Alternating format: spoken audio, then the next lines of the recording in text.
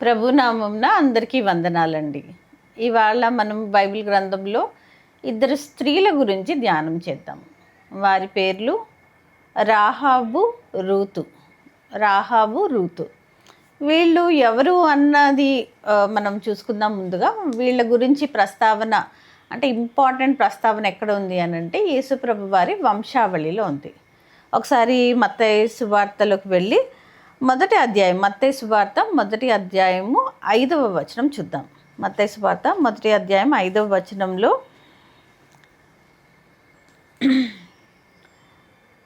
నయసోను షల్మానును కనెను, షల్మాను రాహాబు నందు బోయాజును కనెను, బోయాజు రూతు నందు ఓబేదును కనెను.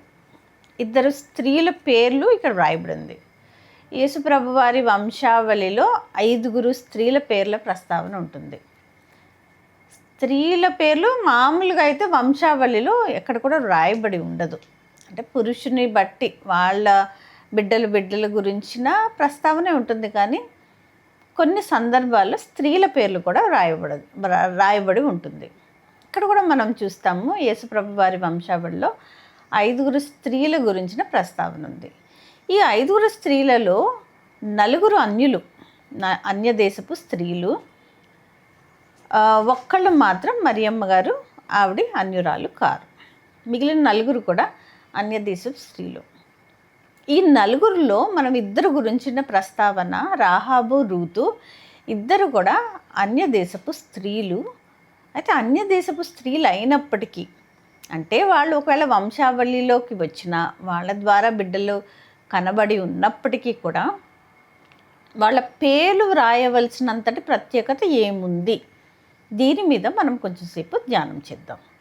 ముందుగా మనం రాహాబు గారి గురించి ఆలోచిద్దాం. రాహాబు ప్రస్తావన ఎక్కడ రాసి ఉంది అని అంటే యెహోషువ గ్రంథము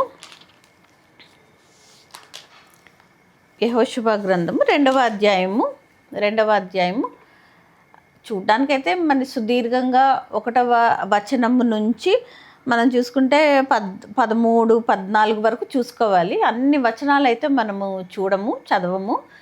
మధ్యలో ఎక్కడ అవసరం ఉందో అక్కడ మాత్రం చూద్దాం. ఈ సందర్భం ఏంటి అంటే ఇక్కడ 2వ అధ్యాయం, యెహోషువ గ్రంథము 2వ అధ్యాయం 1వ వచనం చూద్దాం. నూను కుమారుడైన యెహోషువ వేగులవారైన 2 మనుషులను పిలిపించి, మీరు పోయి ఆ దేశంలో ముఖ్యముగా ఎరుకోను చూడడని వారితో చెప్పి షిత్తీము నొద్ద నుండి వారిని రహస్యముగా పంపెను. వారు వెళ్ళి రాహాబను నొక వేశ్య ఇంట చేరి అక్కడ దిగగా, ఇశ్రాయేలీలందరూ కూడా బయట కనాన్ దేశం బయటకు వచ్చి అక్కడ వెయిట్ చేస్తున్నారు. ఇంతలోకి యెహోషువ 2 స్పైస్ వేగుల వాళ్ళని పంపించి అసలు ఏంటో పరిస్థితి కనుక్కొని రమ్మని పంపించినప్పుడు వీళ్ళు ఆ పట్టణము, యెరికో పట్టణంలో రాహాబు అనే ఒక వేశ్య ఆమె ఇంటికి అక్కడికి వచ్చారు. అది సందర్భం. వచ్చినప్పుడు తను ఏం చేస్తుందంటే, ఈ వేగుల వారు మరి స్పైస్ రాజ్యంలోకి వేగుల వారు ఎంటర్ అయ్యారంటే మరి సైనికులు కూడా అప్రమత్తం అయిపోతారు కదా. సో వీళ్ళని తరమడం మొదలుపెట్టినప్పుడు ఈ రాహాబు అనే ఇంటికి వచ్చినప్పుడు రాహాబు వీళ్ళని దాచిపెడుతుంటుంది. మిద్ది మీదకి వెళ్ళి అక్కడ దాచిపెడుతుంది. సైనికులు ఎప్పుడైతే వచ్చి అడుగుతారో లేరు అనేసి వాళ్ళని మిస్గైడ్ చేసి పంపించేసిన కారణం ఏంటి, ఎందుకు అంటే తన ఇంట్రెస్ట్ ఏంటి, వీళ్ళని దాచిపెట్టాలని అది దాని గురించిన మనం ఆలోచిద్దాం. కిందకు వచ్చేద్దాము. ఆ సందర్భం, ఆ ప్రస్తావన అంతా అయ్యి సైనికులు వాళ్ళు అక్కడి నుంచి వెళ్ళిపోయిన తర్వాత 9 నుంచి మనం ఆలోచిస్తే ఇలా రాయబడింది. యెహోవా ఈ దేశంను మీకు ఇచ్చుచున్నాడనియు, 9లో మిద్ద మీదకి ఎక్కి వారితో ఇట్లా నేను ఆమె చెప్తుంది అసలు ఏంటి, ఎందుకు చేయవలసి వచ్చింది అన్న దాని గురించి చెప్తూ, యెహోవా ఈ దేశమును మీకిచ్చుచున్నాడనియు, మీ వలన మాకు భయము పుట్టుననియు, మీ భయము వలన ఈ దేశ నివాసులందరికీ ధైర్యము చెడుననియు నేనెరుగుదును. మీరు ఐగుప్తు దేశంలో నుండి వచ్చినప్పుడు మీ ఎదుట యెహోవా ఎర్ర సముద్రపు నీరును ఎలాగూ ఆరిపోచేసెనో, యోర్దాను తీరమునన్న అమోరీయుల 2 రాజులైన సీహోనుకును ఓగుకును మీరేము చేసిద్రో అనగా మీరు వారిని ఎలాగూ నిర్మూలము చేసితురో ఆ సంగతి మేము వింటిమి. తిను యెహోవా దేవుని గురించిన అంటే గొప్పతనమును గురించి తను ఏదైతే వినిందో దాని గురించి ప్రస్తావిస్తుంది. ఎలా వినుండొచ్చు తను? ఇది వేరే దేశం కదా, ఇది అన్య దేశం. కనాను దేశంలో వీరు కనానీయులు. వీళ్ళకి ఏమీ అంటే యెహోవా దేవుడు చేసిన అద్భుత కార్యములు, ఐగుప్తు దేశంలోంచి ఇశ్రాయేలు ప్రజల్ని ఎలా విడిపించి బయటికి తీసుకొచ్చారో అన్నది వీళ్ళు చెప్పగా వినడమే కానీ వాళ్ళకంటూ డైరెక్ట్గా ఫస్ట్ హ్యాండ్ ఇన్ఫర్మేషన్ లేదు, చూడలేదు. ఇశ్రాయేలీలు జీవితంలో ఏం జరిగింది, వాళ్ళు ఐగుప్తు దేశం నుంచి వాళ్ళు బయటికి వచ్చినప్పుడు తినైతే ప్రత్యేకంగా కళ్ళతో చూసినది కాదు, ఆ గుంపులో ఉన్న వ్యక్తి కాదు. కొన్ని తను ఏమైనా ఇశ్రాయేలీయురాలు అంటే తను అది కూడా కాదు, తను కనానీయురాలు. అయితే ఆ కనాను దేశపు స్త్రీ కింద మనకి తెలుసు. కానీ తను వినడము అంటే వాళ్ళకి ఎలా తెలుస్తుంది? వీళ్ళు ఎప్పుడో ఒకసారి ఏదో ఒక వార్త అలా వచ్చినప్పుడు, ఇప్పుడంటే మనకి సోషల్ మీడియా ఉండడం బట్టి మనకి అంటే ఏదైనా విషయం జరిగిన కొన్ని నిమిషాల్లో, కొన్నిసార్లు కొన్ని సెకండ్లలోనే తెలిసిపోతూ ఉంటుంది కదా. వార్త చాలా అంటే స్పీడ్గా వ్యాపిస్తూ ఉంటుంది. ఆ రోజుల్లో మరి అలాంటి పరిస్థితులు ఏమి లేవు కదా. అంటే ఎప్పుడో ఒకసారి ఏదన్నా విషయం వాళ్ళకి తెలిసినప్పుడు అలా తెలుసుకోవాలి. తను ఒక స్త్రీ, తను ఏం బయటికి వెళ్ళి అన్ని విషయాలు చక్కబెట్టుకొని చూసుకొని వచ్చి అవి ఇవి వినిందా అంటే అది కూడా కాదు. తను ఎవరు? తన అంటే బై ప్రొఫెషన్ ఇక్కడ రాయబడి ఉన్న దాని ప్రకారం మనం ఆలోచిస్తే తను ఒక వేశ్య. అంటే తన దగ్గరికి ఎవరన్నా వచ్చినప్పుడు వాళ్ళు ఎప్పుడైతే దేవుని గురించిన యెహోవా దేవుని గురించి గొప్పతనం చెప్పారో అది విని తను గ్రహించుకున్న తర్వాత రియలైజ్ అయ్యి ఆయన ఎంత గొప్ప దేవుడు అన్నది నేను వింటిని అని చెప్తుంది కదా. మనము 9లో చూస్తే, 9లో మళ్ళీ ఒకసారి చూద్దాం మనము. యెహోవా ఈ దేశమును మీకిచ్చుచున్నాడనియు మీ వలన మాకు భయము పుట్టుననియు మీ భయము వలన ఈ దేశ నివాసులందరికీ ధైర్యము చెడుననియు నేనెరుగుదును. వినడమే కాకుండా నేను ఇప్పుడు తెలుసుకున్నాను. ఏం తెలుసుకుంది? ఎర్ర సముద్రంని దేవుడు ఎలా దాటిచ్చారో, మిమ్మల్ని అందరినీ ఎలాగా నడిపించి తీసుకొచ్చారో నాకు తెలుసు. మీ దేవుడే నిజమైన దేవుడు. అది మళ్ళీ ముందుకు మనం వెళ్తూ 11 ఒకసారి చాలా కీలకం చూద్దాం మనము. మేము వినినప్పుడు మా గుండెలు కరిగిపోయెను. మీ దేవుడైన యెహోవా పైన ఆకాశమందును క్రింద భూమి అందును దేవుడే. తను వినింది నేను తెలుసుకున్నాను అంటుంది. తన నోటితో కూడా తను మాట్లాడుతుంది, అక్నాలెడ్జ్ చేస్తుంది. యెహోవా దేవుడే నిజమైన దేవుడని తను అవకాశం వచ్చినప్పుడు తను మాట్లాడుతుంది, తను చెప్తుంది. మీ దేవుడైన యెహోవా పైన ఆకాశమందును క్రింద భూమి అందును దేవుడే. మీ ఎదుట ఎట్టి మనుషులకైనను ధైర్యమే మాత్రం ఉండదు. ఓకే అని తిను చెప్తుంది. తిను అంటే నమ్ముతుంది, విశ్వసిస్తుంది, దాని గురించి మాట్లాడుతుంది. ఆ మాట్లాడడము, ఆ విశ్వాసము తను కేవలం మాటల్లాగానే చెప్పిందా? లేదు. ఆయనే మొత్తం వీళ్ళకి జయంని ఇస్తారు కాబట్టి వీళ్ళతో పాటు ఉంటే నా జీవితం కూడా ధన్యమవుతుంది అనుకుంటుంది. అందుకు ధైర్యం చేసి ఈ వేగుల వాళ్ళని దాచిపెట్టి ఇశ్రాయేలీయులందరూ కూడా కానాను దేశంలో వచ్చి సెటిల్ అవ్వడానికి తను ఒక కీలకమైన పాత్ర పోషించినట్టుగా మనం చూస్తాం. తను అక్కడ ఆ స్టెప్ ఆ రోజు వేయకపోయిండుంటే తను ఒక జనాంగాన్ని, దేవుడు ఏర్పాటు చేసిన జనాంగాన్ని సెటిల్ చేయడంలో తనంత అంటే ఈజీ పాత్ర పోషించినట్టుగా మనం చూడం. తను ఒకవేళ సహాయం చేయకపోయినా దేవుడు నడిపించే విధంలో నడిపిస్తారు. కానీ వాళ్ళందరూ ఒక జనాంగం అంతా కూడా కానాను దేశంలోకి అడుగు పెట్టడానికి తినొక ముఖ్య పాత్రను పోషించినట్టుగా మనము చూస్తాం. తన విశ్వాసము, దేవుని యందు విశ్వాసము, ఆయన మహిమ యందు విశ్వాసము, ఆయన గొప్పతనం యందు విశ్వాసము, దానితోటి ఆమె నమ్మి తను కార్యాలు చేసింది. ఇశ్రాయేలీయులు వాళ్ళని లోపలికి రానిచ్చింది. దాని తర్వాత తన కుటుంబ సభ్యులందరినీ కూడా కాపాడమని అడుగుతుంది. అలాగా వాళ్ళ కుటుంబ సభ్యులందరూ కూడా కాపాడబడతారు. ఇది మొదటి ప్రస్తావన. ఇది రాహాబు గురించి. రాహాబు కనాను దేశపు స్త్రీ, అన్యురాలు. ఓకే, ఆమె వృత్తిపరంగా ఒక వేశ్య, కానీ తను అక్కడ ఇక్కడ విన్నప్పుడు యెహోవా దేవుని మహిమని తెలుసుకొని ఆయన యందు నమ్మకం ఉంచి ఆయన ఏర్పాటు చేసిన యెహోవా దేవుడు ఏర్పాటు చేసిన జనాంగం అంతటికి సహాయం చేసినట్టుగా చూస్తాం. తన నోటి ద్వారా తను పలుకుతుంది అద్భుతమైన మాటలు. మీ దేవుడైన యెహోవా పైన ఆకాశం, మనం 11లో చూస్తాం, అది మీ దేవుడైన యెహోవా పైన ఆకాశం అందును కింద భూమి అందును దేవుడే, ఆయనే దేవుడు. అది ఆమె నోటి ద్వారా మాట్లాడుతుంది. ఇది మొదటి ప్రస్తావన. రెండో ప్రస్తావనకు వెళ్తే మనం రూతు గురించి కదా అనుకుంటున్నాము. రూతు గ్రంథంకి వెళ్ళి రూతు గ్రంథంలోని మొదటి అధ్యాయం చూద్దాం. దీని బ్యాక్గ్రౌండ్ ఏంటి అంటే ఈ సందర్భం యొక్క బ్యాక్గ్రౌండ్ మనం ఒకవేళ ఆలోచిస్తే, ఎలిమెలెకు నయోమి అనే ఒక ఇద్దరు దంపతులు వాళ్ళ దేశంలో కరువు ఉన్నందుకు, బెత్లెహేము వాళ్ళ దేశంలో కరువు ఉన్నందుకు వాళ్ళు మోయాబు అని ఒక వేరే దేశంకి వెళ్ళి అక్కడ స్థిరపడతారు. వాళ్ళిద్దరికి ఇద్దరు కుమారులు. మోయాబు దేశంకి వెళ్ళి ఇద్దరు కుమారులకు కూడా మోయాబు దేశపు స్త్రీలతోటి వివాహం జరిగిస్తారు. కొద్ది కాలం అయినప్పుడు ఎలిమెలెకు చనిపోతాడు. ఒక 10 సంవత్సరాలు అయిన తర్వాత నయోమి తన ఇద్దరు కుమారులను కూడా కోల్పోతుంది. సో కుటుంబంలో ఉన్న పురుషులు 3 కూడా చనిపోవడం జరుగుతుంది.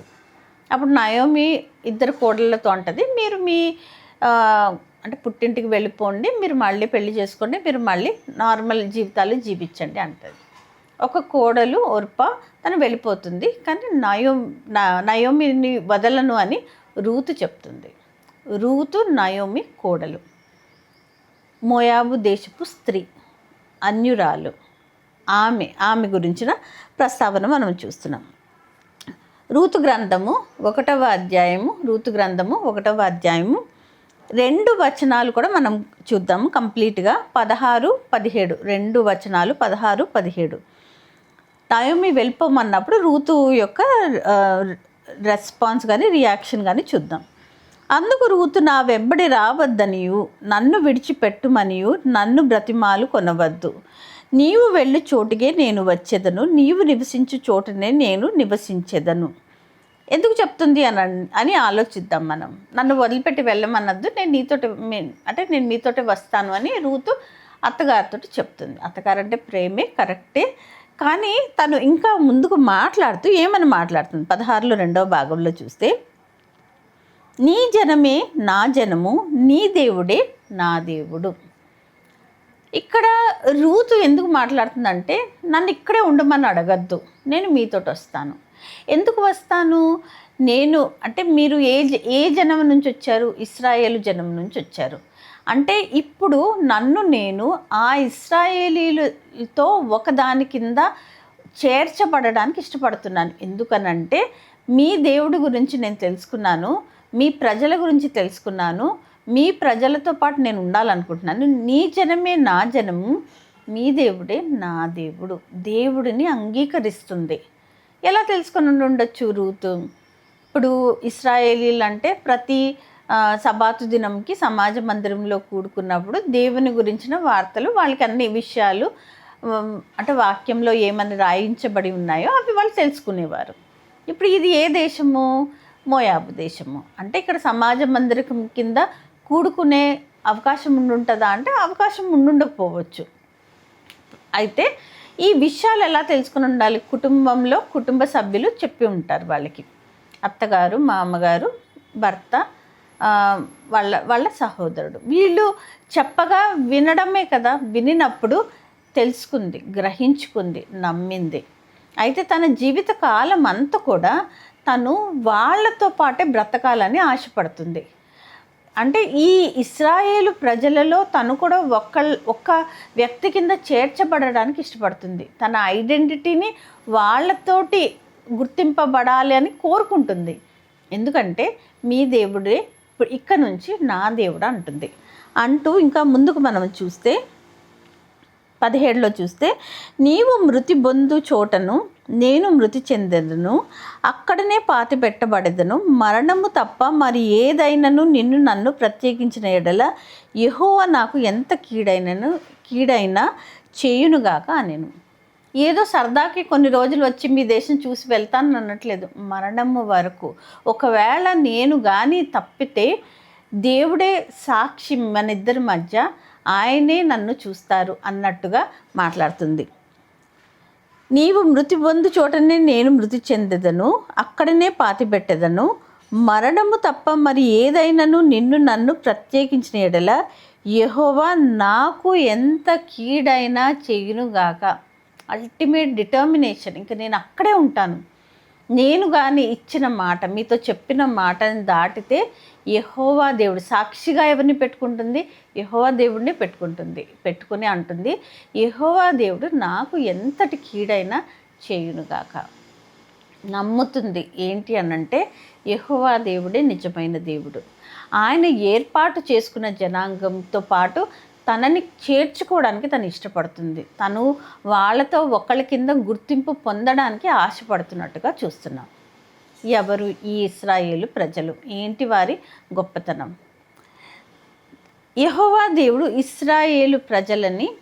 ఇశ్రాయేలీయుల్ని ఐగుప్తి చెరలో ఉన్నప్పుడు వాళ్ళని బయటికి తీసుకొని వచ్చిన తర్వాత వారికి మోషే ద్వారా ధర్మశాస్త్ర గ్రంథంని ఇచ్చి మిమ్మల్ని నేను ప్రత్యేకించుకుంటున్నాను అని చెప్తారు. కారణం ఏంటి అన్నది ఒకసారి మనం బైబిల్ గ్రంథంలోంచి మనం ఒకసారి చూస్తే ద్వితీయోపదేశ కాండము 7వ అధ్యాయంలో చూసుకుందాం. 5 నుంచి 8 వచనాలు అన్నీ కూడా చూద్దాము. ఎవరు ఈ ఇశ్రాయేలు జనాంగం అని ఆలోచిస్తే ద్వితీయోపదేశ కాండము 7వ అధ్యాయం 5 నుంచి 8. 5లో, కావున మీరు వారికి చేయవలసినదేమనగా వారి బలిపీఠములను పడద్రోసి వారి విగ్రహములను పగులుగొట్టి వారి దేవతా స్తంభములను నరికివేసి వారి ప్రతిమలను అగ్నితో కాల్చవలెను. నీవు నీ దేవుడైన యెహోవాకు ప్రతిష్ఠిత జనము. నీ దేవుడైన యెహోవా భూమి మీద నున్న సమస్త జనముల కంటే నిన్ను ఎక్కువగా ఎంచి నిన్ను తనకు స్వకీయ జనముగా ఏర్పరచుకొనెను. ఇక్కడ ఒక పర్పస్ చెప్తున్నారు. లోకంలో అనేకులు అంటే ప్రజలందరూ కూడా పాపంలో పడిపోయినప్పుడు ప్రైమరీ మెయిన్గా అంటే ఇన్వాల్వ్ అయిన పాపం ఏంటంటే విగ్రహాలని దేవుళ్ళ కింద ఏర్పాటు చేసుకున్నారు. ఆ విగ్రహారాధికుల కింద ఉంటున్న అంత జనం అందరి మధ్యలో నేను ఒక జనముని ఏర్పాటు చేసుకుంటున్నాను. మీరు ఏం చేయాలి? మీకు ఇచ్చిన రెస్పాన్సిబిలిటీ ఏంటంటే మీరు ఆ విగ్రహాలన్నిటినీ పడద్రోయాలి. అంటే ఎవరు కూడా విగ్రహారాధనలో ఉండకూడదు. దేవుడు అంటే 10 ఆజ్ఞలు ఇచ్చినప్పుడు చాలా క్లియర్గా చెప్పారు. మొదటి ఆజ్ఞలోనే చెప్తారు కదా, అంటే మనం ఏది కూడా చేసుకోనకూడదు, ఏ విగ్రహముని చేసుకోకూడదు, ఏ విగ్రహంని కూడా ఆరాధించకూడదని. సో ఇక్కడ ఈ ప్రజలకి వీళ్ళని ఏర్పాటు చేసుకున్నప్పుడు వీళ్ళకి చెప్తున్న ప్రైమరీ రెస్పాన్సిబిలిటీ ఏంటంటే మీరు ఈ విగ్రహాలన్నిటిని పడద్రోయాలి. ఎవరు కూడా విగ్రహారాధికుల కింద ఉండకుండా చూడాలి. మిమ్మల్ని ఎందుకు, మీరు ఎవరన్నా బలవంతులా, అధికులా, పెద్ద సంఖ్యలోనా అంటే కాదు. దేవుడు ఏం చెప్తున్నారు ఇక్కడ 6 వరకు చూసాం కదా. 7లో చూస్తే, మీరు సర్వజనముల కంటే విస్తార జనమని యెహోవా మిమ్మను ప్రేమించి మిమ్మను ఏర్పరచుకొనలేదు. సమస్త జనముల కంటే మీరు లెక్కకు తక్కువే కదా. అయితే యెహోవా మిమ్మను ప్రేమించువాడు గనుకను తాను మీ తండ్రులకు చేసిన ప్రమాణమును నెరవేర్చువాడు గనుకను యెహోవా బాహుబలం చేత మిమ్మను రప్పించి దాసుల గృహములో నుండి ఐగుప్తు రాజైన ఫరో చేతిలో నుండి మిమ్మల్ని విడిపించారు. మీరేదో బలవంతులు కదా, మీరు మంచివాళ్ళు అని కాదు, కానీ మీరు అంటే కౌంట్లో ఒకవేళ చిన్న జనం అయినప్పటికీ కూడా నేను మీ పితరులకు చేసిన వాగ్దానం ప్రకారంగా మిమ్మల్ని ఐగుప్తు రాజు ఫరో దగ్గర నుంచి వాళ్ళ బానిసత్వంలోంచి బయటకు తీసుకుని వచ్చి మిమ్మల్ని ఏర్పాటు చేసుకున్న జనం కింద ఉన్నారు అని చెప్తూ వీళ్ళకి ధర్మశాస్త్రంని ఇస్తారు. ఆ ధర్మశాస్త్రంలో దేవుడు అంటే ఇప్పుడు ఏర్పాటు చేసుకున్నప్పుడు వాళ్ళకి ఇచ్చిన ముఖ్య ఉద్దేశం ఏంటి? వీళ్ళెవరు కూడా విగ్రహారాధనలో ఉండకూడదు అని. అందుకని వీరిని వేరు చేశారు.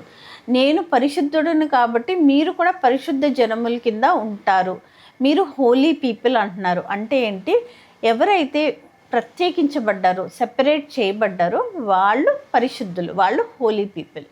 ఇప్పుడు ఈ హోలీ పీపుల్కి ఇచ్చిన ఇన్స్ట్రక్షన్స్లో కొన్ని ఇన్స్ట్రక్షన్స్ ఏంటంటే, మీరు అన్య దేశపు వాళ్ళతోటి మీ బిడ్డలకి వివాహాలు చేయకూడదు.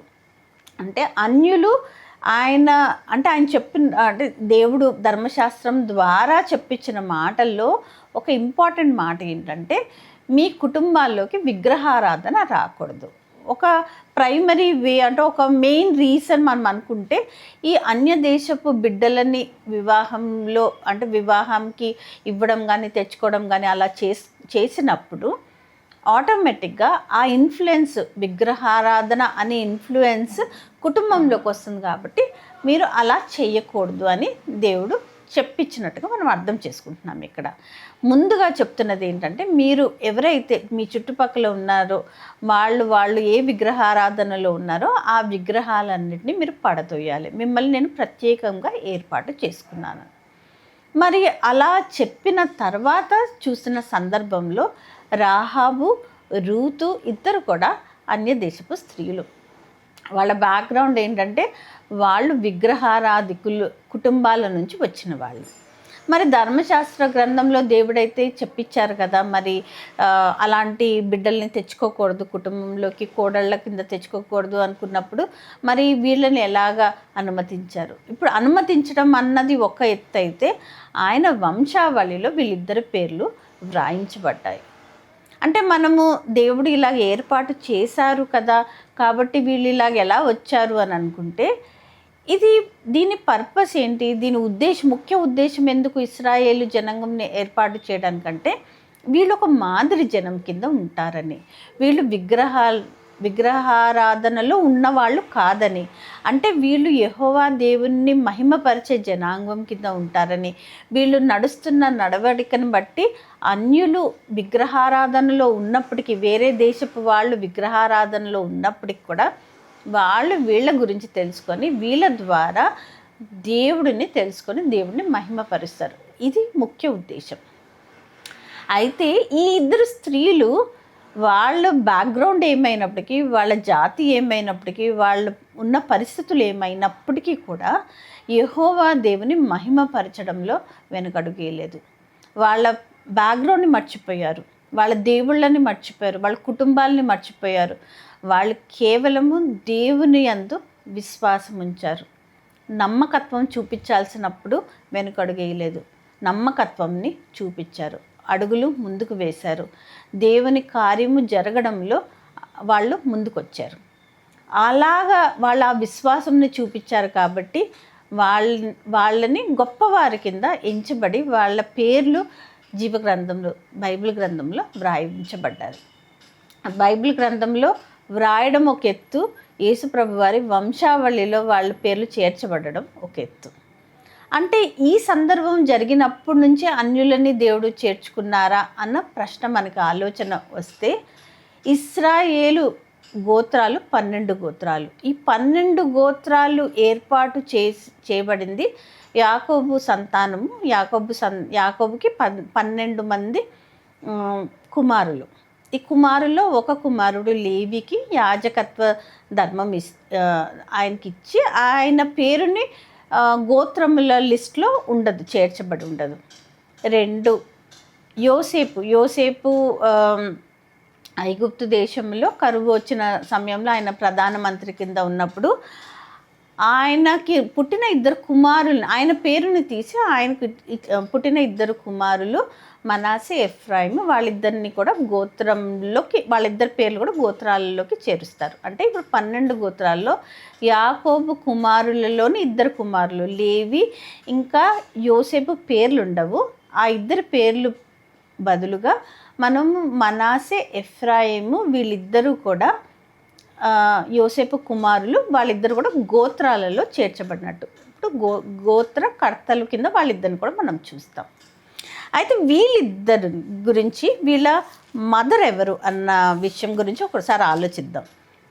మనము ఆదికాండంకి వెళ్ళి 46వ అధ్యాయము, ఆదికాండం 46:20. 20వ వచనం, ఆదికాండము 46వ అధ్యాయము 21వ వచనంలో మనం చూస్తే, యోసేపునకు మనష్షే ఎఫ్రాయిములు పుట్టిరి. వారిని ఐగుప్తు దేశమందు ఓనుకు యాజకుడగు పోతీఫరు కుమార్తె అయిన అసానెతు అతనికి కనెను. ఈమె ఐగుప్తీయురాలు. ఈమెని వివాహం చేసుకోవడం జరుగుతుంది యోసేపు. చేసుకున్న తర్వాత వీళ్ళిద్దరికి పుట్టిన సంతానము వీళ్ళిద్దరు ఎఫ్రాయిము, మనష్షే. ఈ ఇద్దరుని గోత్రకర్తలుగు చేసినప్పుడు వాళ్ళ తల్లి ఒక అన్యదేశపు స్త్రీ. అంటే దేవుడు ప్రత్యేకించి ఏర్పాటు చేసుకున్నప్పుడు మొత్తము అన్యులందరూ బయటికి వెళ్ళిపోయారా అంటే అలా ఏం లేదు. గోత్రాలు ఏర్పాటు చేసినప్పటి నుంచి కూడా అన్యులు ఎప్పుడైతే వీళ్ళ కుటుంబాల్లోకి వచ్చారో దేవుడు వాళ్ళని తృణీకరించినట్టుగా మనం చూడము. అంటే అన్యులంటే మనం ఎవరో వాళ్ళని మనం చేర్చుకోకూడని వారు అన్న దృష్టిలో అయితే మనం ఆలోచించకూడదు. దేవుడికి సర్వలోకంలో సర్వ జనాలందరూ కూడా ఆయన దృష్టిలో సమానులే. కానీ ఆయన భరించలేనిది విగ్రహారాధన. ఆ మిగిలిన ప్రజలందరూ విగ్రహారాధనలో ఉన్నారు కాబట్టి ఇశ్రాయేలీలకు ఒక బాధ్యతనిచ్చారు. ఆ బాధ్యత ఏంటంటే వీళ్ళు విగ్రహారాధనలో ఉండకుండా వీళ్ళు ఒక మాదిరికరమైన జీవితం జీవించాలని. అలా జీవించినప్పుడు మిగిలిన ప్రజలు వాళ్ళు కూడా విగ్రహారాధన మాని వీళ్ళని ఫాలో అవుతారని, దేవుడి గురించి తెలుసుకుంటారని, దేవుడిని మహిమపరుస్తారని. అది ఉద్దేశం. తర్వాత ఇశ్రాయేలీలు కూడా పాపంలో బలహీనపడిపోయి పాపంలో ఉండగా వారే వాడు కాపాడుకోలేని స్థితిలో వారి కొరకు సకల ప్రజలందరికీ, సర్వజనులందరి కొరకు యేసుప్రభు వారు ఈ లోకంలోకి వచ్చి ఆయన సిలువలో చనిపోయారు. సిలువలో చనిపోయి మనందరి కొరకు ఆయన రక్తంని కార్చారు. దాంట్లోకి నమ్మి అంటే ఆ రక్షణలోకి వచ్చిన వారందరూ కూడా రక్షించబడతారు. అప్పుడు ఏ భేదము లేదు కదా. ఆ భేదము లేనప్పుడు ఇశ్రాయేలీలు అని లేదు, గ్రీసు దేశస్తులు అని లేదు, అంటే అన్యులు అని లేదు. అందరికీ కూడా రక్షణ ఉచితంగా ఉంది. అంటే దేవుని ప్రణాళిక మొట్టమొదటి నుంచి కూడా అన్యుల పట్ల కూడా అంతే సమానంగా ఉంది. ఈ అన్యులలో ఈ ఇద్దరు స్త్రీల గురించి మనం రాహాబు, రూతు గురించి ప్రస్తావిస్తున్నాం. వీళ్ళు అన్యదేశపు స్త్రీలు అయినప్పుడు వారికి తెలుసుకునే అవకాశం వచ్చినప్పుడు యెహోవా దేవుని గురించి తెలుసుకొని ఆయనను మహిమపరిచారు. ఆయన చేసిన కార్యాలు, చేయబోతున్న కార్యాలలో వాళ్ళు సహకరించారు. దాన్ని బట్టి వారి విశ్వాసంను బట్టి దేవుడు వారిని హెచ్చైన స్థానంలో పెట్టారు. యేసుప్రభు వారి వంశావళిలో వారి పేర్లు ఇంక్లూడ్ చేయబడ్డాయి. అలాంటి నమ్మకత్వం మనందరిలో కూడా ఉండాలి. మనము దేవుని మహిమను తెలుసుకోవాలి, ఆయన గొప్పతనం తెలుసుకోవాలి. మనకి చేతనైన విధంగా ఆయనని మహిమపరుస్తూ ఆయన సువార్తని నలుగురికి చాటే వారమై మనమందరం ఉండాలని ఆశపడుతూ ఇంతటితో ముగిస్తున్నాను. అందరికీ వందనాలండి.